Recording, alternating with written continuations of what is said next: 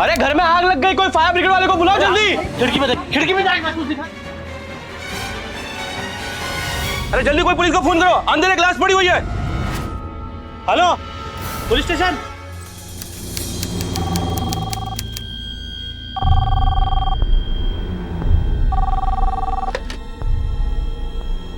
Hello, inspector Amod Mishra बोल रहा हूँ। जी। देखिए, हमें कानपुर में एक जली हुई लाश मिली है।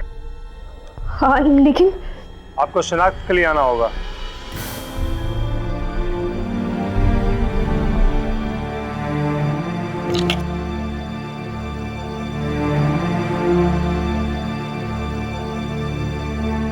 बेटा सुनिए, मीरा दीदी।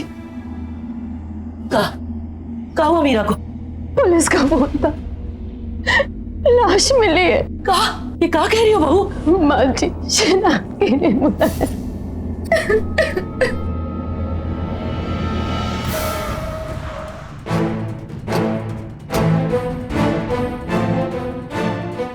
आप लोग आए शिनाख्त के लिए? हाँ जी, हम मीरा की माँ है। 24 साल की मीरा कानपुर से लगभग 60 किलोमीटर दूर बिंदकी गांव में रहती थी। उसका मायका और ससुराल दोनों ही बिंदकी में था, लेकिन अचानक उसकी मौत हो गई और उसकी लाश कानपुर के एक घर में मिली। मेडिकल जांच और हालातों को देखकर यह साफ था कि यह कोई हादसा नहीं था, बल्कि उसकी हत्या की गई थी। लेकिन यहाँ सवाल ये था कि मीरा अपने मायके और ससुराल से इतनी दूर यहाँ क्या कर रही थी, या क्या किसी ने उसे यहाँ पहुंचाया था? एक मौत कई सवाल छोड़ जाती है, और मीरा की मौत के बाद भी कई सवाल उठे थे।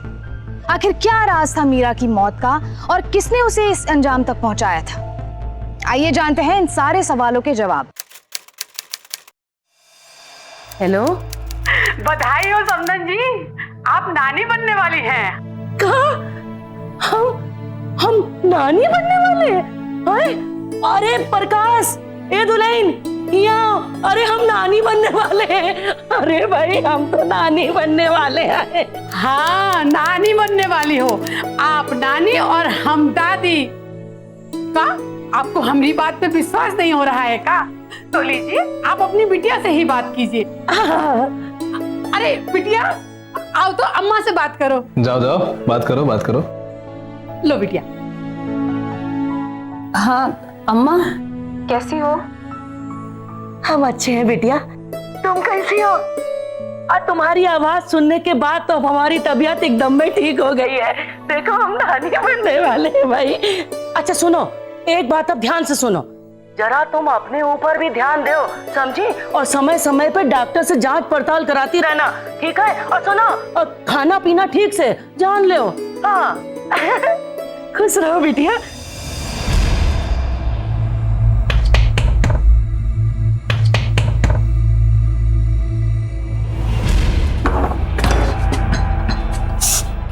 आज फिर पी के आए आप? तो ये बात इतना बोरा कह रही हो? तुम्हारे बाप के पैसे की पिएगा? हैं? चल खाना लगा।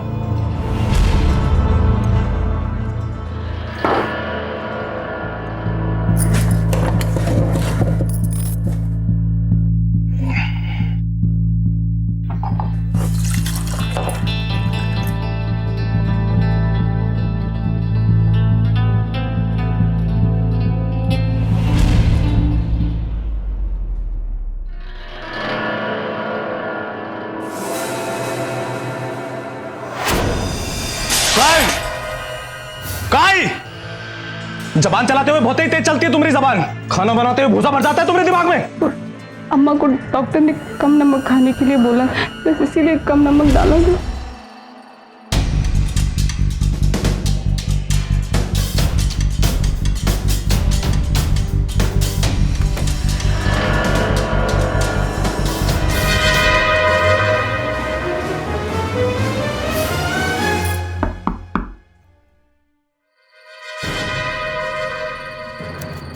मीरा,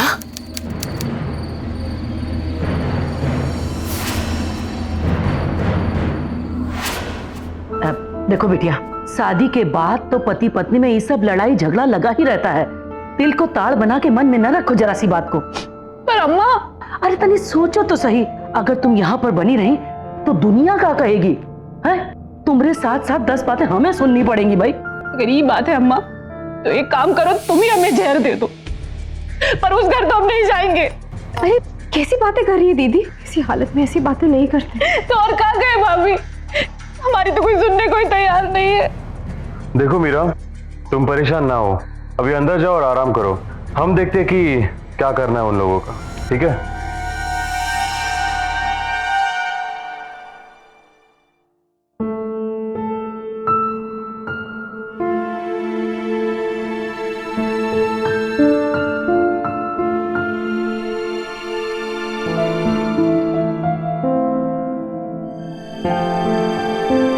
दीदी हम समझ सकते हैं कि आप पर क्या गुजर रही है, लेकिन इतनी लंबी जिंदगी पड़ी है आपके आगे।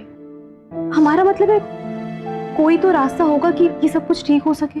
आपको क्या लगता है भाभी, हमने नहीं सोचा होगा इस बारे में? कितनी कोशिश की, पर 1 साल से वही रवैया, हम और नहीं जा सकते। हम दीदी हम ये नहीं कह रहे कि आप वहाँ वापस चले जाएं। भाभी कभी कभी तो लगता है कि हमारे होने वाले बच्चे के सामने भी हमें मारेंगे पीटेंगे। हमें नहीं जाना है वापस। अच्छा सुनो, पहले हम लोग जो नमस्ते बहन जी।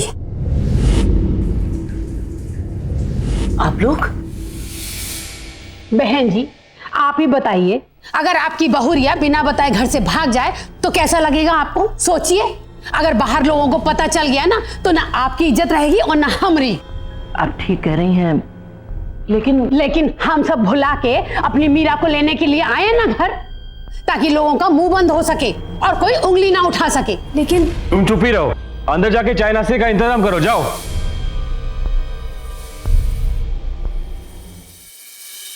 देखो बिटिया, एक औरत को अपनी जिंदगी में बहुत कुछ सहन करना पड़ता है। अरे ये तो किस्मत है तुम्हारी जो ऐसा ससुराल वाले मिले हैं।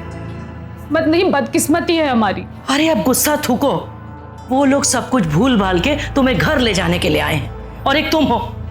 देखो जाओ उनके साथ, यही में तुम्हारी और हम सबकी भलाई है। अम्मा हम उनके साथ नहीं जाएंगे, आप जाके कह दो उनसे। अरे बात तो सुनो। हम माँ जी,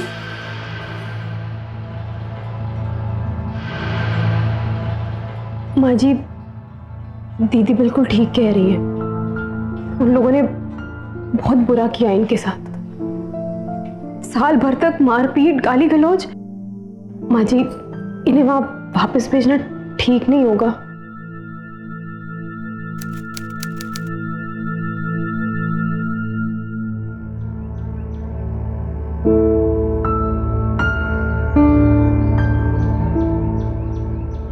अरे दीदी आप यहाँ बैठी हैं और हम आपको पूरे घर में ढूंढा है। कहो ना भाभी, आप ना ऐसे चुप चुप बिल्कुल अच्छी नहीं लगती है। तो क्या करें, अब रहा ही क्या है हमारे पास कहने को। अरे आप ऐसे क्यों कह रही हैं? अभी तो पूरी जिंदगी है आपके आगे दीदी, ऐसे अकेले कैसे काटेंगे? दीदी आपके भैया एक बार हमसे कह रहे थे कि शादी से पहले आप कोई नौकरी करना चाहती थी, पर माँ जी ने आपकी शादी करवा दी। तो हम ये सोच रहे थे कि तब नहीं कर पाई, वो अब क्यों नहीं कर लेती? भाभी अब कौन नौकरी देगा हमें?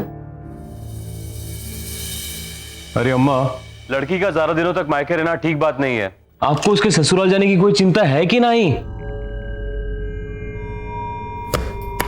तुमको क्या लगता है कि हमको कोई?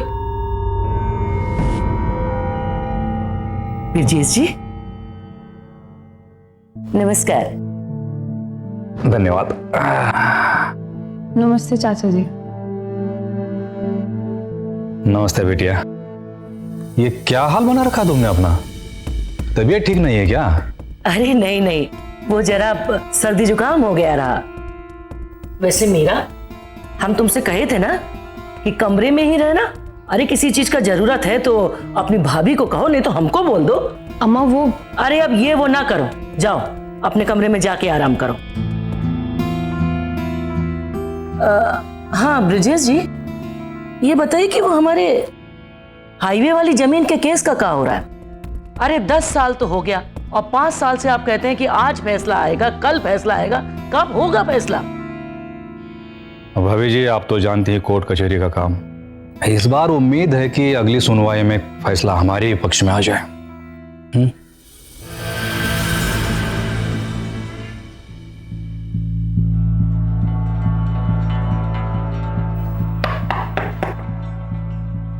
चाचा जी आइए ना,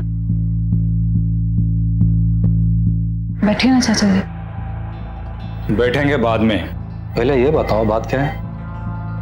भाभी जी से हम पूछते रहे, उन्होंने तो हमें कुछ नहीं बताया। क्या हुआ है? कोई बात नहीं है चाचा जी। देखो, मुझसे झूठ मत बोलो, वकील हैं हम, इंसान की आंखों में देख के उसके मन को पढ़ लेते हैं। क्या हुआ है? मुकुल बाबू से कोई झगड़ा हुआ है क्या?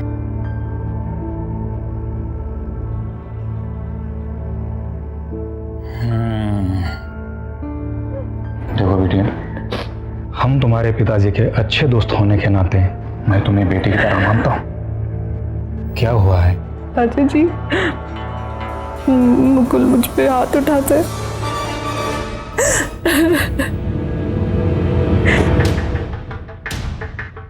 खैर, तुम चिंता मत करो, परेशान होने की कोई बात नहीं है। ये मेरा विजिटिंग कार्ड रख लो, कभी भी कोई भी चीज की जरूरत पड़े मुझे कॉल करना। आजकल मैं कानपुर में प्रैक्टिस करता हूँ। फिर जल्दी करो भाई। हाँ बस 1 मिनट आए। अरे और कितना टाइम लगाओगी? अरे वो पता नहीं, हमारा मोबाइल कहीं नहीं मिल रहा है। अरे बहुत देर हो चुकी है, तुम्हारे फोन के चक्कर में ट्रेन छूट जाएगी। और वैसे भी वो फोन किसी काम का तो रहा नहीं, और हम पैसे दे तो रहे हैं। मायके जाके एक नया फोन और सिम कार्ड खरीद लेना अपने लिए। चलो अभी जल्दी। ठीक है। अच्छा माँ जी, चलते हैं। खुश रहो दुल्हन, संभाल के जाना है जी। चलते हैं दीदी।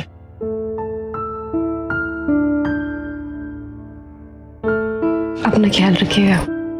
चलो अब चले। चलिए।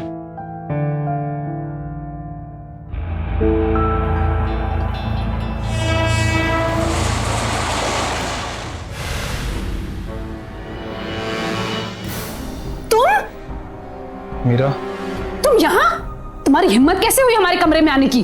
देखो मीरा, मेरी बात सुनो। हम लेके आए हैं इन्हें यहाँ। जवाई जी तुमसे कुछ बात करना चाहते हैं। अम्मा, हम इनसे कोई बात नहीं करना चाहते, इनसे कह दो चले जाएं यहाँ से। देखो मीरा, मेरी बात सुनो। हम जानते हैं कि तुम हमसे बहुत ही नाराज हो, लेकिन अब हम तुम्हें लेने आए हैं। आखिरकार कब तक रहोगी? चलो हमारे साथ चलो। हमें तुम्हारी कोई बात नहीं सुननी, और हमने एक बार कह दिया हमें नहीं जाना, मतलब हम नहीं जाएंगे। देख मीरा, लड़की का ज्यादा दिनों तक मायके रहना ठीक बात नहीं है। तू समझ रही ना हम क्या बोल रहे हैं? मान जाओ और अपने घर चली जाओ खुशी से। देखिए भैया, हमें भी यहाँ पे इस तरह रहने में कोई खुशी नहीं मिल रही है, लेकिन अगर आप चाहते ना कि हम यहाँ नहीं रहे तो हम कहीं और चले जाएं, लेकिन अपनी ससुराल कभी नहीं जाएंगे। हाँ तो ठीक है ना, ना जाओ ना जाओ, बैठी रहो यहीं हमारी छाती पे, मुंह डालो बैठ के। क्या होगा है? क्या होगा? ज्यादा से ज्यादा लोग हमारे ऊपर थूकेंगे, हमें 10 बातें सुनाएंगे, बेइज्जती करेंगे, पर तुम तो खुश रहोगी ना। ये सब क्या कह रहे हो अम्मा? अरे ठीक कह रहे हैं, बहुत कह लिया, बहुत सुन लिया। अपने जीते जी अब हम इतनी बेइज्जती तो बर्दाश्त नहीं कर सकते। इससे तो अच्छा है कि हम खुद अपनी जान दे दें। अरे तब तो तुम्हारे कलेजे को ठंडक पड़ेगी। तो ले आज हम अपनी जान दे के मानेंगे। जाओ कोई, अरे नहीं है, कोई नहीं रोक सकता हमको। जाओ अपनी जान दे के मानेंगे। अरे कोई ना रोको हमको। अम्मा ऐसा मत करो अम्मा, हमें माफ कर दो अम्मा। तुम जो बोलोगी हम करेंगे, जैसा कहोगी करेंगे। तुम नहीं चाहती ना हम इस घर में, हम चले जाएंगे अम्मा। हम अभी इसी वक्त अपने पति के घर चले जाएंगे। ऐसा मत करो अम्मा। अम्मा, कई माँ बाप अपनी बेटी का कन्यादान करते ही अपने कर्तव्य की इतिश्री समझ लेते हैं। हमारी संस्कृति में ये माना जाता है कि औरत पति के घर डोली में आती है और अर्थी पर ही निकलनी चाहिए, लेकिन कोई भी परंपरा या संस्कृति किसी की जिंदगी से कीमती नहीं होती, और कानूनन एक औरत का अपने मायके में भी हक होता है और ससुराल में भी, जिससे उसे कोई बेदखल नहीं कर सकता। जो पति शराबी हो और हिंसक हो, उसके पास अपनी बेटी को दोबारा भेजना उसे मौत के मुंह में धकेलना है, और मीरा की माँ और भाई उसके साथ यही कर रहे थे।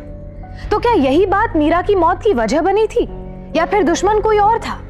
बहरहाल मीरा वापस अपने ससुराल में थी और उसे फिर से जिल्लत और हिंसा से गुजरना था।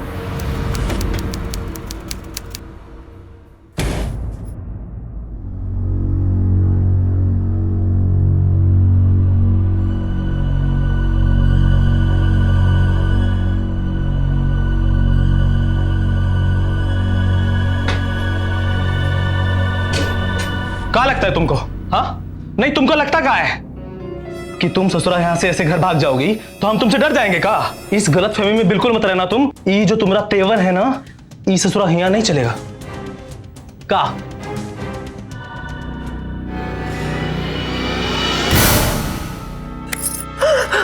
ज्यादा चालाकी दिखाने की जरूरत नहीं है। अपने घर पर अगर हमारे खिलाफ आग भड़काने की कोशिश की ना तो हम तुम्हें जान से मार देंगे।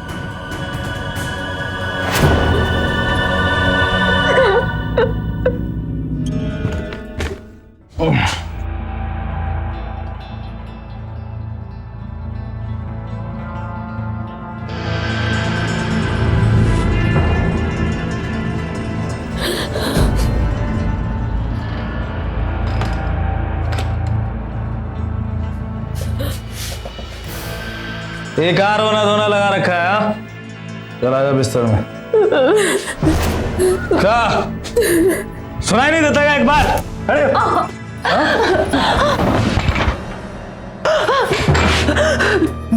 हमें धक्का देती है हाँ? हमको अब बताते हैं हम तुम्हारे साथ क्या क्या कर सकते हैं। हाँ?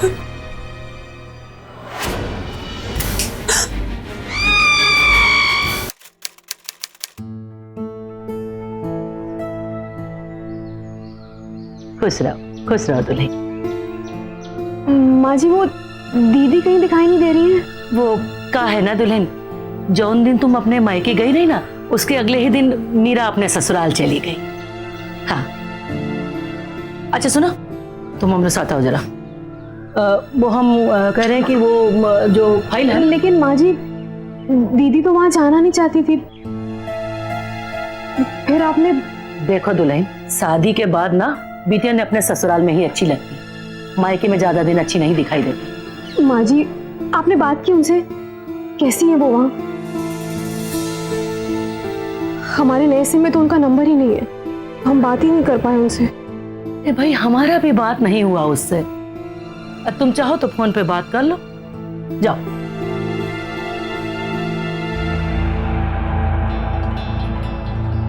आपके द्वारा डायल किया गया नंबर फिलहाल स्विच ऑफ है।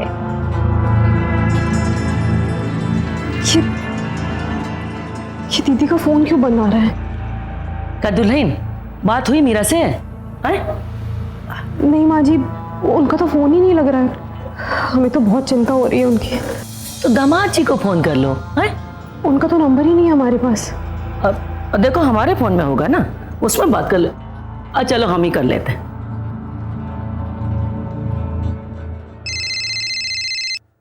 हेलो हेलो दामाद जी, कैसे हैं आप? का आज बहुत ही चिंता हो रही है आपको हमारी? हाँ क्या बात है, आप कुछ नाराज लग रहे हैं। वो का है ना सासू माँ, भगोड़ी तो है तुम्हारी बेटिया। अरे ये कहाँ बके जा रहे हैं दामाद जी? मुझे लगता है इस बार वो अपने प्रेमी के साथ भाग गई है। क्यों काहे नहीं बोलती है? देखिए आप हमारी बेटी पर ये इल्जाम नहीं लगा सकते। आप नहीं जानती थी का कि आपकी बिटिया का शादी से पहले एक चक्कर चल रहा था? नहीं जानती थी आप?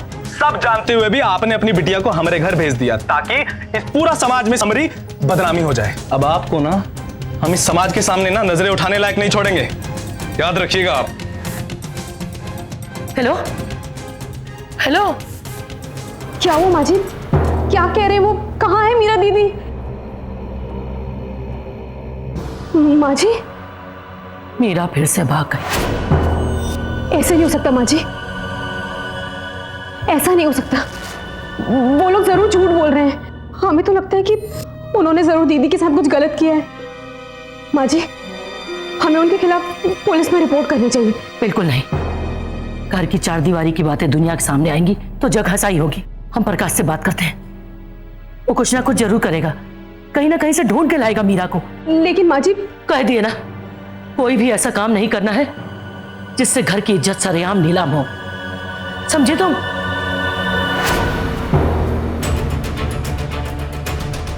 क्या हुआ, कुछ पता चला? माँ हमने हर जगह ढूंढा, सबको पूछा, लेकिन कुछ समझ में नहीं आ रहा कहाँ चली गई है मीरा।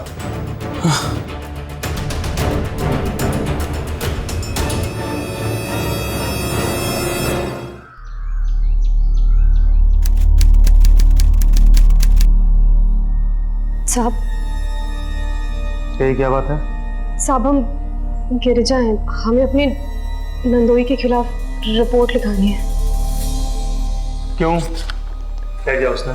साहब एक हफ्ता होने को आ गया है, हमारी ननद का कोई अता पता ही नहीं है और हमें शक है कि उनके पति नहीं उन्हें कहीं। इतने यकीन के साथ आप कैसे कह सकती है आपकी ननद की गुमशुदगी में उसके पति का ही हाथ है? साहब उनका ही हाथ है, आप एक बार चलकर कम से कम उनसे पूछताछ तो कर लीजिए।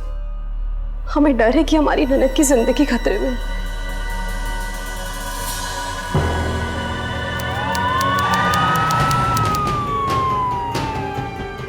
बुलाओ सर।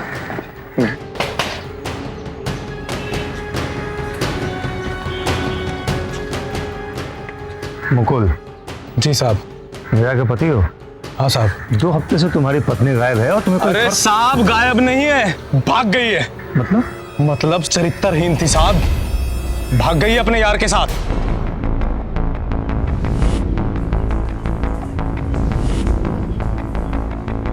माँ जी, वो इंस्पेक्टर साहब को आपसे कुछ पूछना है।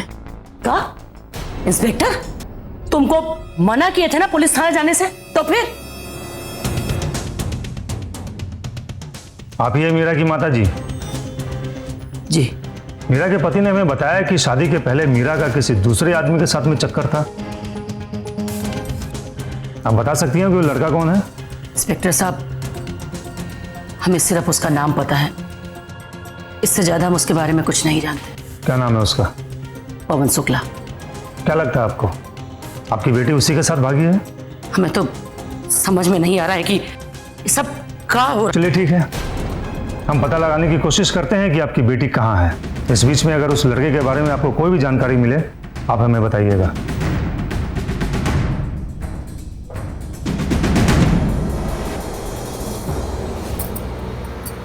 मिल गई तसल्ली है? पूरे समाज में हमारी बेइज्जती करा के। अरे उस मीरा ने नाक कटाने में कोई कमी रखी थी जो तुम पुलिस थाना करने लगी? माँ जी, हमें तो बस वो दीदी की फिक्र हो रही है। बस एक तुम्हें ही तो फिक्र है, हमें तो कोई फिक्र है ही नहीं उसकी। अरे बेटी है वो हमारी बेटी, तुमसे ज्यादा तो हमारा दिल घबरा रहा है। देखो दुल्हन, बात को पुलिस थाना कोर्ट कचहरी तक पहुंचा के तुमने अच्छा नहीं किया, जान ले। मीरा के अचानक बिना किसी को कुछ बताए गायब होने से सभी हैरान थे। यहाँ अफसोस की बात यह थी कि उसकी माँ शकुंतला भी एक औरत थी और सास भी, लेकिन मीरा की फिक्र सिर्फ उसकी भाभी को थी। अगर भाभी गिरिजा ने मीरा से बात करने की कोशिश नहीं की होती तो उसके गायब होने की बात भी पता नहीं चलती। गिरिजा ने समझदारी दिखाते हुए फौरन पुलिस में रिपोर्ट की और मीरा की तलाश शुरू हुई। लेकिन अगर मीरा अपने मायके और ससुराल में नहीं थी तो फिर कहाँ थी? क्या वो सचमुच अपने पुराने दोस्त पवन के साथ चली गई थी या फिर उसके साथ कोई हादसा हुआ था? अरे घर में आग लग गई, कोई फायर ब्रिगेड वाले को बुलाओ जल्दी। खिड़की में अरे जल्दी कोई पुलिस को फोन करो, अंदर एक लाश पड़ी हुई है। Hello police station.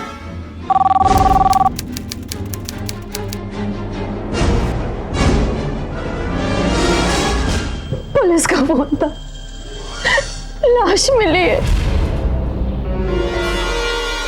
कानपुर के जिस घर से मीरा की डेड बॉडी मिली है, वहां के आसपास के लोगों का कहना है कि वो घर किसी विशाल नाम के लड़के का है जो अक्सर वहां आया जाया करता था।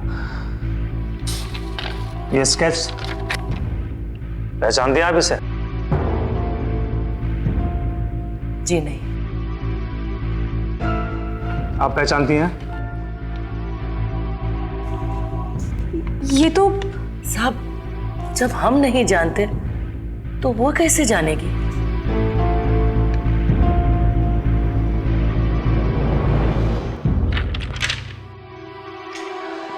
इससे आप जानते हैं? विशाल नाम है इसका। नहीं साहब, इसको तो हम नहीं जानते हैं, लेकिन एक बात हम अच्छी तरह से जान गए हैं साहब कि हमारा शक एकदम सही था। ये मीरा का एक आदमी के साथ चक्कर नहीं था, बहुत ही सारे आदमी के साथ चक्कर था।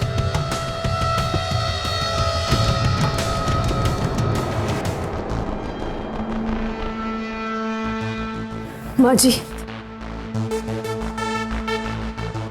वो फोटो देखकर आपने ये क्यों कहा कि आप उस लड़के को नहीं पहचानती, जबकि आप अच्छी तरह से जानती है कि वो पवन की तस्वीर थी? हमरे पहचानने से का हो जाता दुल्हन, हमारी बिटिया तो वापस नहीं मिलती ना। और अगर हम पवन का नाम सबके सामने ले दिए होते तो मीरा के ससुराल वालों को हम पर उंगली उठाने का पूरा मौका मिल जाता कि वो सच थे और कोर्ट हमारी बिटिया में था। अम्मा, आप शांत हो जाओ। आपने जो भी किया एकदम सही किया। अगर ऐसी बात थी तो आपके सास ने मुझसे झूठ क्यों बोला? क्योंकि वो घबरा गई थी।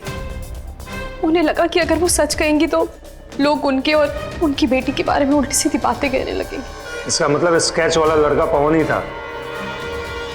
जी। हो सकता है कि मीरा ने ससुराल में पति के अत्याचारों और मायके से ठुकराए जाने के बाद अपने पुराने दोस्त पवन का सहारा लिया हो। फिर उसकी हत्या कैसे हो सकती है? और पवन क्यों गायब था? क्या पवन ने ही उसकी जान ली थी? आखिर वो ऐसा क्यों करेगा? और अगर नहीं तो वो गायब क्यों था? गिरिजा के बयान के बाद पुलिस पवन को ढूंढने में जुट गई और आखिरकार 2 दिन बाद उसका पता भी चल गया। पुलिस ने उसे अरेस्ट कर लिया और उससे पूछताछ की। पूछताछ के दौरान कुछ ऐसा सामने आया जिसने इस केस को एक नया मोड़ दे दिया। हमारी बात, हमने मीरा को नहीं मारा। हम मीरा को बहुत प्यार करते, हम उससे शादी करना चाहते, लेकिन हमारी अम्मा ने हमारी शादी कहीं और तय कर दी है। हम एक दूसरे से बहुत प्यार करते हैं। हाँ, पर हम अपनी खुशी के लिए अपनी अम्मा का दिल नहीं तोड़ सकते पवन। और हमें छोड़ के जा सकते। हो सके तो हमें भूल जाओ पवन। मीरा के चेहरे के पास हमारे पास कुछ नहीं बचा था साहब। हमने तो उसे कब का भुला के अपनी अलग दुनिया बसा ली थी, लेकिन एक दिन अचानक वो हमें कानपुर के विजयनगर इलाके में दिखाई थी।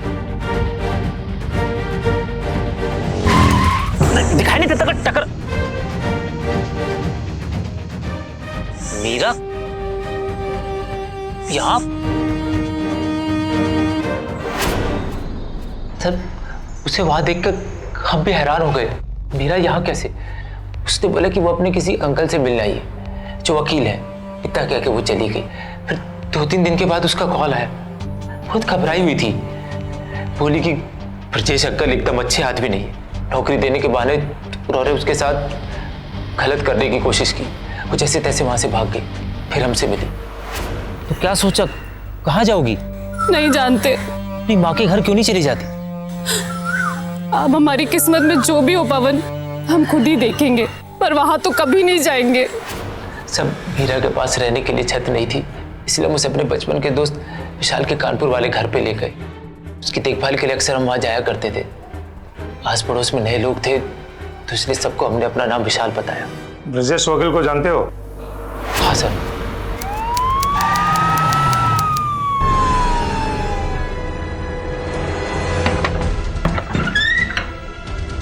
ब्रजेश? हाँ जी, क्या बात है? ये क्या बात है? सच बताते हैं। हमने तो उसे सिर्फ नौकरी दिलवाने के लिए अपने पास बुलाया था, लेकिन एक रात हमने कुछ ज्यादा ही पी ली थी। थोड़े बह गए थे हम।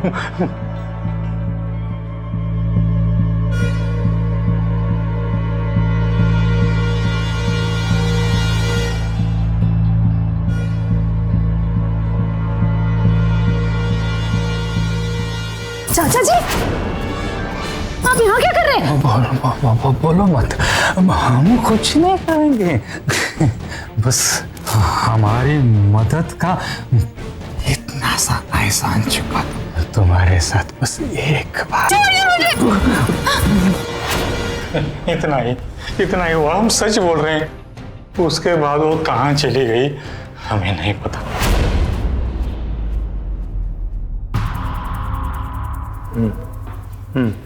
ठीक है, मैं पहुंचता हूँ। साहब, कुछ पता चला दीदी को किसने? देखिए, अभी तक जितनी बातों का पता चला है उसके आधार पर शक तो 3 लोगों पे जाता है। पवन, ब्रजेश और मीरा का पति मुकुल। लेकिन हैरानी वाली बात यह है कि अभी तक कोई ठोस सबूत नहीं मिला इनके खिलाफ हमें। मीरा वशिष्ठ की हत्या का केस दिन पे दिन उलझता जा रहा था। पुलिस को मीरा के पति मुकुल, वकील ब्रजेश और पुराने दोस्त पवन पर सिर्फ शक था, लेकिन उन्हें अब तक ऐसा कोई भी सबूत नहीं मिला था जिससे असली कातिल का पता चल सके। गिरिजा और पुलिस की तमाम कोशिशों के बावजूद अब तक कोई नतीजा नहीं निकल पाया था। दिन गुजरते जा रहे थे और मामला अब शांत पड़ने लगा था, लेकिन भाभी गिरिजा ने अपनी ननद के कातिल की खोज नहीं छोड़ी थी। इसलिए इस केस की फाइल बंद होती उसके पहले उसके हाथ कुछ ऐसा सबूत लगा जिसने डेड एंड पर पहुंच चुके इस केस को सुलझाने में सबसे अहम भूमिका निभाई।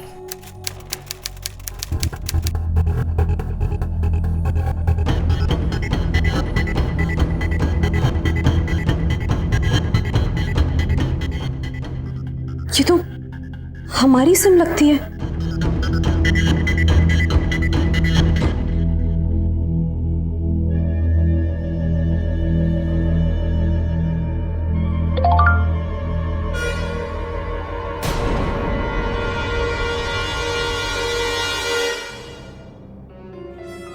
सुन जी, मैं जब माँ के घर गई थी तो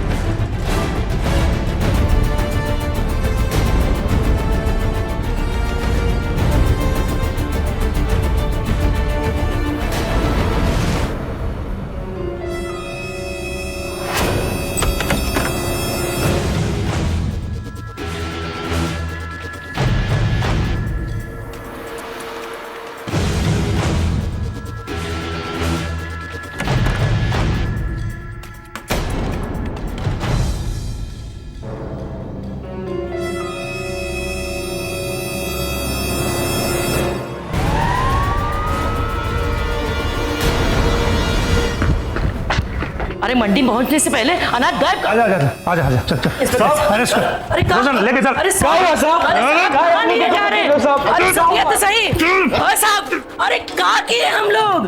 क्या किए हैं अभी बताते हैं। क्या किए हैं? ये एसएमएस मीरा ने मरने से पहले गिरजा को भेजा था। भाभी हम कानपुर में हैं, भैया और अम्मा ने हमें यहाँ देख लिया है पवन के साथ। पता नहीं क्या सोचते होंगे हमारे बारे में। आपका फोन नहीं लग रहा है, मैसेज मिलते ही फोन कीजिएगा। और बड़ी ही चालाकी से प्रकाश ने ये फोन गायब कर दिया।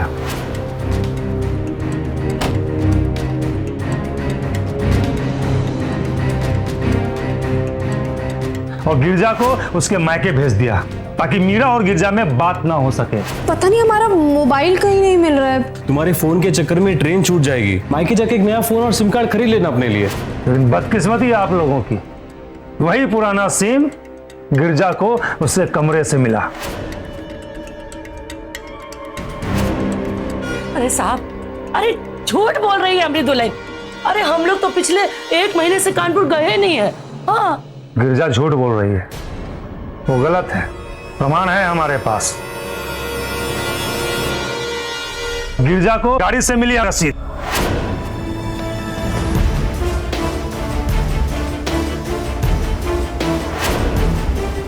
और इसमें वही तारीख लिखी हुई है जिस तारीख को मीरा की हत्या की गई है।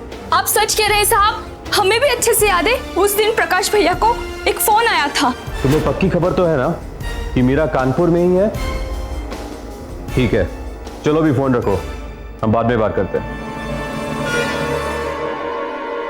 और फोन आने के तुरंत बाद ये लोग निकल गए थे यहाँ से।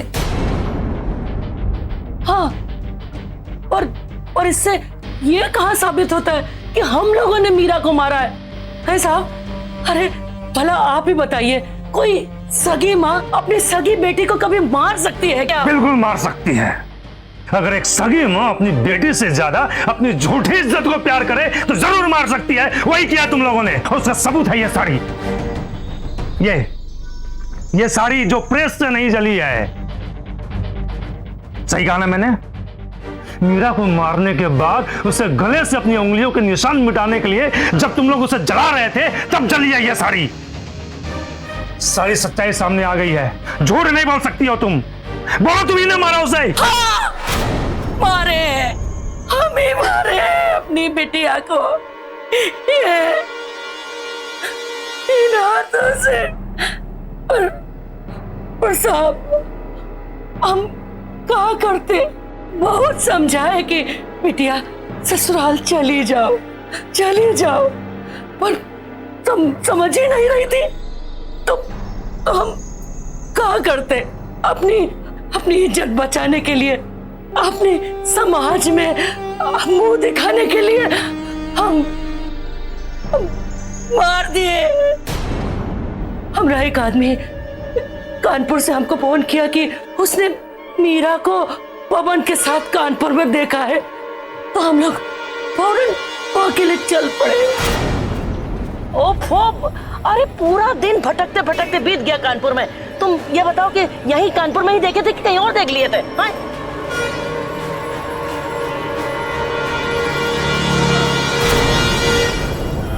पवन जल्दी चलो। कहाँ ठीक से नहीं बैठी हो? अरे अम्मा और भैया ने हमें देख लिया, जल्दी चलो। ए बचवा, अरे हम मीरा को यहीं से देखे पवन के साथ जाते। तनी गाड़ी घुमाओ, जल्दी घुमाओ। उसके बाद साहब हमने मीरा का पीछा किया और हमें उसके ठिकाने का पता चल गया।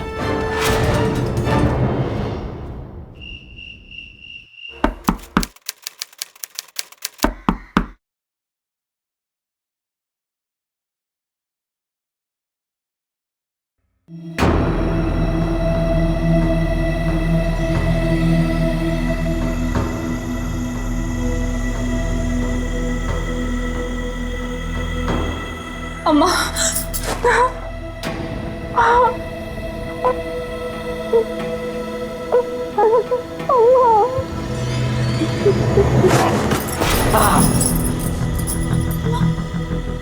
हाँ, कहे थे ना, कहे थे शांति से अपनी ससुराल चली जाओ, पर नहीं, तुमको तो समझे नहीं आ रहा था। बहुत समाज में नाक कटा चुकी हमारी, बहुत बेइज्जती करा चुकी है। अपने पति को छोड़ के यहाँ ही 2 टके के लौंडे पवनवा के साथ रखने लिया मना रही हो। नहीं अम्मा, हम कुछ गलत नहीं किया अम्मा। पवन तो बस हमारी मदद कर रहा था अम्मा। बस बहुत हो गया।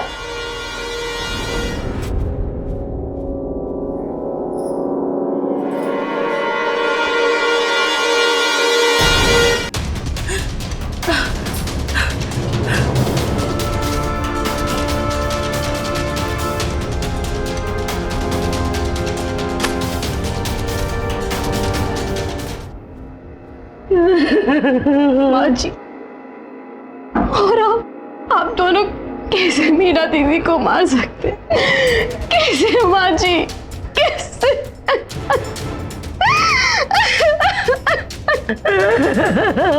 लेके चलो दोनों को, चलो चलो चल।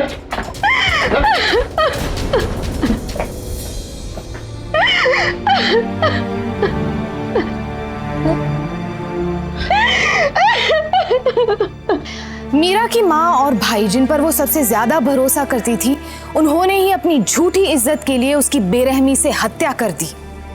ऐसी इज्जत किस काम की जो एक माँ को अपनी बेटी और एक भाई को अपनी बहन का हत्यारा बना दे। मीरा को ना ससुराल ने सहारा दिया और ना ही मायके ने। और इन सब से अलग जब वो खुद अपने पैरों पर खड़ी होने की कोशिश कर रही थी तो उन्हें वो भी मंजूर नहीं था। कहते हैं कि एक औरत ही औरत को समझ सकती है, लेकिन ये घटना उन क्रिमिनल केसेस में से है जिनमें एक औरत ही औरत की सबसे बड़ी दुश्मन साबित हुई।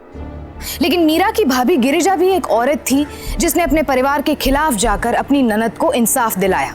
सबूतों के आधार पर अदालत में शकुंतला वशिष्ठ और प्रकाश वशिष्ठ को मीरा की हत्या करने के जुर्म में आईपीसी सेक्शन 302 के तहत उम्र कैद की सजा हुई। साथ ही मीरा के पति और सास को भी मीरा को मेंटली और फिजिकली टॉर्चर करने के लिए आईपीसी सेक्शन 498 के तहत 3 साल की सजा हुई। उसकी मजबूरी का फायदा उठाने वाले वकील को भी मीरा के मोलेस्टेशन के लिए आईपीसी सेक्शन 354 के तहत 2 साल की सजा सुनाई गई। यहाँ मीरा की सबसे बड़ी कमजोरी थी उसका फाइनेंशियली डिपेंडेंट होना। लेकिन हमारा मानना है कि असल कमजोरी मानसिक होती है, और अगर एक औरत मानसिक तौर पर आत्मनिर्भर और मजबूत हो तो वो खुद अपना सहारा बन सकती है। मीरा ने भी कोशिश की थी, लेकिन तब तक बहुत देर हो चुकी थी। हम आपसे ये नहीं कह रहे हैं कि आप अपने परिवार वालों पर भरोसा ना करें, लेकिन सावधान रहना जरूरी है, क्योंकि अपराधी किसी भी शक्ल में और किसी भी रिश्ते में हो सकता है। फिर होगी आपसे मुलाकात जुर्म से जंग की सच्ची घटना के साथ। तब तक सतर्क रहें, सुरक्षित रहें, सावधान रहें। सावधान इंडिया, इंडिया फाइट्स बैक। तो सावधान